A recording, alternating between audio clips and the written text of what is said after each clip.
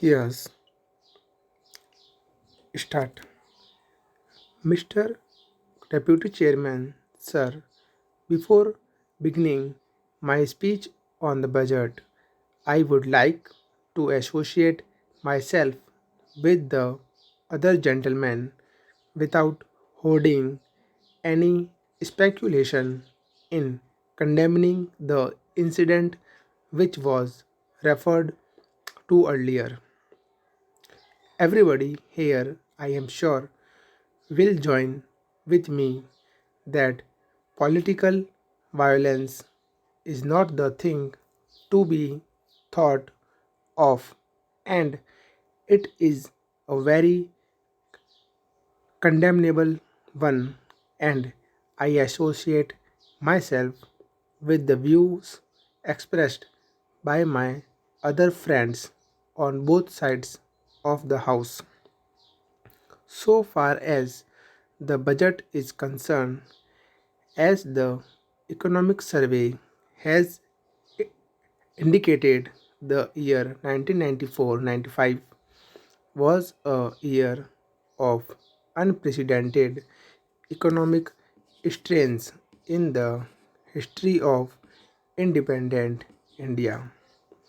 Again, sir, if you look at the economic survey, we find that the growth either in industrial or agricultural or export sector has not been a very encouraging one.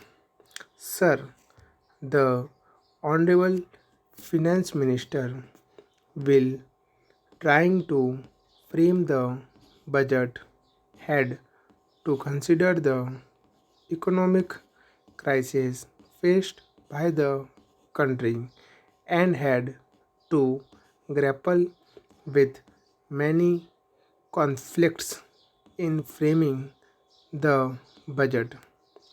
I should like to say here to a considerable extent he has made a commendable effort in order to see that some incentives will be provided both for industrial as well as agricultural growth, which has been rather stagnant for years in this country. Sir, the problems of inflation, economic stagnation, and mounting unemployment, and almost a halt in the industrial and agricultural growth have been facing the country for the last several years, and these have to be broken.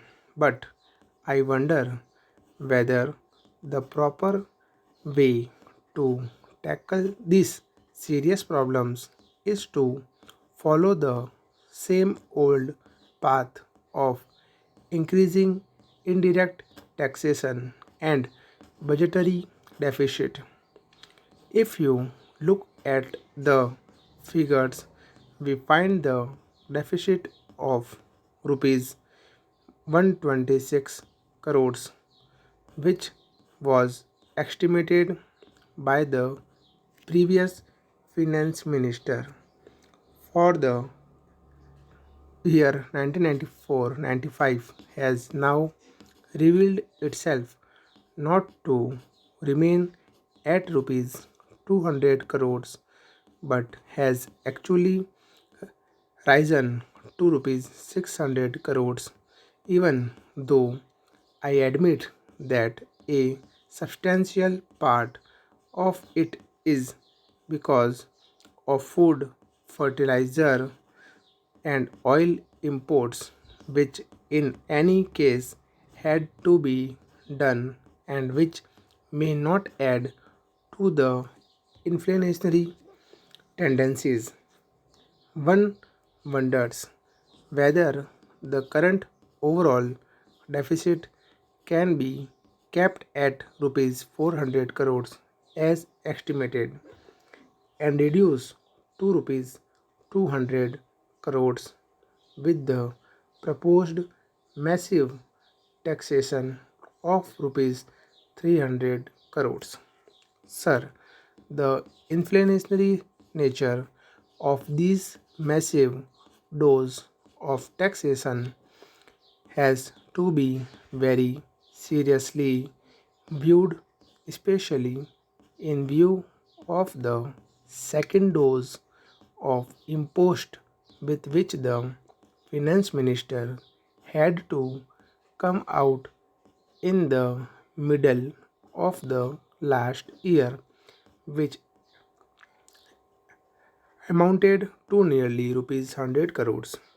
Again, the impost of the previous finance minister for resource raising on top of the previous one, which gather nearly rupees 800 crores to rupees 1000 crores by way of central taxes, railway taxes, post and telegraphs levies, and also taking into consideration the many deficit budgets of the different states, I am sure will result in back-breaking burden for the people.